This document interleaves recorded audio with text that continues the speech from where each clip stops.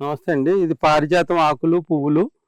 ఈ పారిజాతం ఆకుల్ని మనం ఒక 3 ఆకులు, చిన్న అల్లం ముక్క, కొంచెం బెల్లం, ఒక 3 మిరియాలు కలిపి డికాషన్ తీసుకుంటాం వలన మనకి ఏంటంటే ఒంటి నొప్పులు తగ్గుతాయి.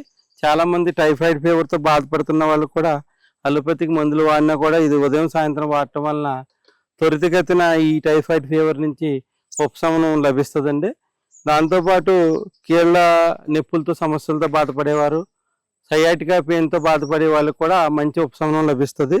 ఈ యొక్క పువ్వులను కూడా వెంటనే మన పెయిన్ కిల్లర్లా పనిచేస్తుంది. ఆకులు పువ్వులు కూడా వాడుకోవచ్చు. 3 ఆకులు 3 పువ్వులు వాడుకోవచ్చు. పువ్వులు లేని టైంలో ఆకులను వాడుకోవచ్చు. దీన్ని ఈ విధంగా వాడుకోవడం వలన మనకి నొప్పుల నుంచి నివారణ అవుతుంది, ఫీవర్స్ నుంచి నివారణ అవుతుంది. ఈ సయాటికా పెయిన్తో బాధపడే వాళ్ళకి దాని నుంచి నివారణ అవుతుంది. దాంతోపాటు ఈ సీజన్ అయిపోయిన తర్వాత దీనికి కాయలు వస్తాయి. కాయల్ని మట్టి ముక్కుల్లో మార్చి దాన్ని కొబ్బరి నూనెతో కలిపి రాసుకుంటాం వలన జుట్టు ఊడకన్నా ఆపుకునే గుణం కూడా దీంట్లో ఉంది. ఈ విధంగా కూడా ఈ యొక్క కాయల్ని వాడతారు. ఇది పారిజాతం చెట్టు వల్ల ఇన్ని రకాల ఉపయోగాలు ఉన్నాయి.